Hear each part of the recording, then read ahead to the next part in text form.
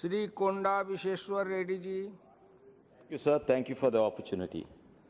Sir, at the outset, I'd like to state on behalf of Telangana Rashtra Samiti, we support this bill, sir.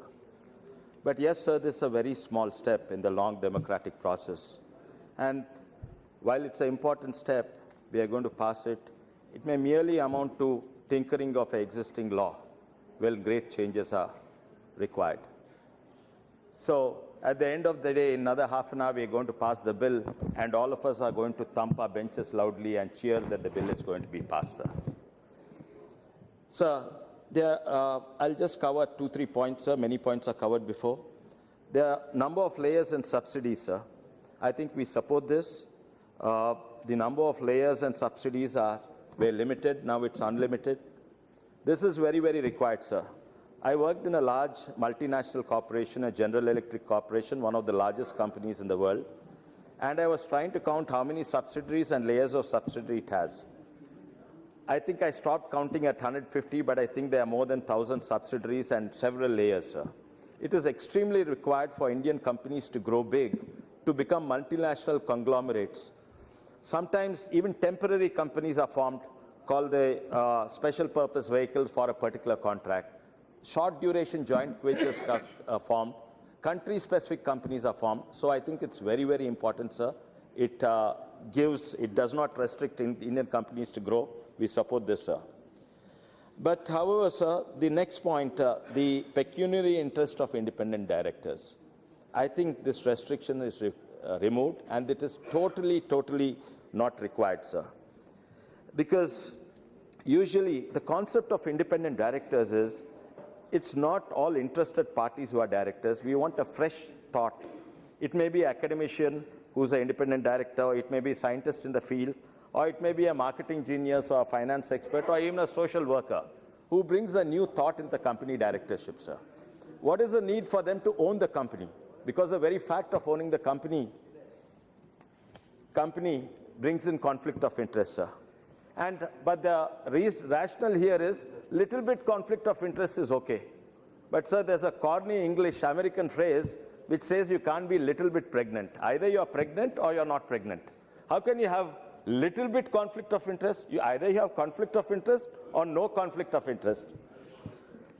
So the last one more point, sir, removal of dealing and insider trading costs. So once again, we are trading unnecessarily. We are trading on dangerous area.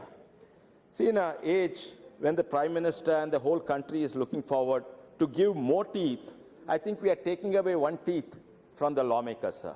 Let that be, and let SEBI be. Right now, it's only SEBI which can go after these companies. That is dealing in insider trading and removal of forward dealing, sir. So we need stricter, sir. We don't need relaxations. We need stricter regulations. And sir, we are discussing all this when one Mr. King of Good Times is actually fishing somewhere in some islands near Britain or someplace, sir.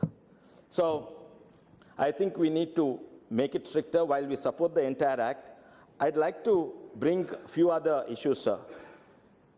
In US, we had the Sarbanes-Oxley Act, Foreign Corrupt Practices Act. These have significant teeth, sir. Companies there are really scared, not out of a moral need or ethical need. It's because of the sword hanging and because of the teeth those regulations have. I think we need to make regulations more stricter. In this, mostly it's relaxing those regulations, sir. So when the previous Companies Act 2013 was addressed, there's a whole list, whether it's CII or FICCIs, or a whole list of disadvantages, pros and cons that were listed out, sir.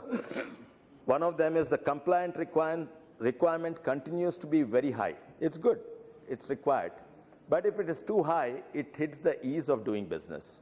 And it can be high for companies, large companies which have hundreds of employees, and even the accounts and compliance departments they have. But for a small company to have such stringent compliance standards will actually reduce the ease of doing business. This was actually given earlier. There's no mention of that in this bill, sir. The memorandum of association as per the Act, requires the company to declare the objective of formation. The bill removes this requirement, sir. So this is another thing, sir. We saw a telecom company importing apples. Before, we had objectives of the company, and the company had to do that business. You can't do any other business. So we cannot do relaxations on some of these, sir. I think we need to increase this, sir. I don't want to say too much, but I just want to end lastly, because I think many speakers covered these points.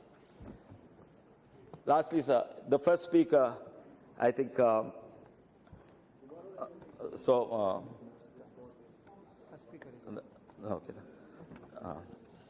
So I think many speakers covered saying that we'd achieved great things by closing down defunct companies, sir. Now, this is one more this thing of thumping the benches too hard for very little achievement, sir. So we had 16 lakh companies, and I think the ministry did a good job. They took an initiative of closing down defunct companies, sir. So frankly, sir, I also have a personal experience in this. Recently, two companies belonging to our family, my son, was closed down. They were neither scam companies, nor they were involved in any operations which were illegal. They were not what is called as shell companies, sir. So this is merely part of spring cleaning, sir. So you get rid of unwanted things in your house. In most countries, after winter, in spring, you have enough of unwanted things, you throw out or close them out. So the ministry's initiative is good. Lot of groups of companies, they close down these unwanted companies. How many? Maybe about 16,000 or so were closed down in the last 6 months. It's very good initiative. But let us not beat this thing that we made any impact on closing down shell companies or unauthorized operations, sir. A lot more needs to be done, sir. That is not the proof of the pudding, sir. Somaya ji was mentioning we closed down these. By doing that, we have not closed down any shell companies. Shell companies are alive, kicking well, paying all their fees, and doing illegal operations, sir. So a lot more needs to be done, sir. Have the NPAs, the real proof of the pudding is have the NPAs of banks reduced, has corruption reduced, has tax compliance increased, has hawala reduced, has under-invoicing of exports reduced, and finally, has the rupee gained value in the international market, sir. These are the real proofs of pudding, sir.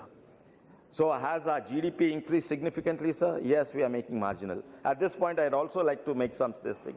So not entire India is like this, sir. Some pockets of India is doing extremely well in terms of tax compliance and other things. And I'd like to point out, we will be shocked to know recently we got the data.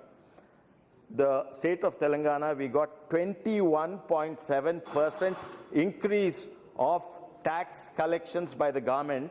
The next is only Chhattisgarh, which is 10, and the rest of the country is hardly 7-8%, sir. So there's very. So lastly, sir, the last thing. So lot more needs to be done, sir. Not enough is being done. So when we pass the bill, let us not thump our benches so hardly. Let us not cheer so hardly. Let us thump little softer. Thank you, sir. We support the bill.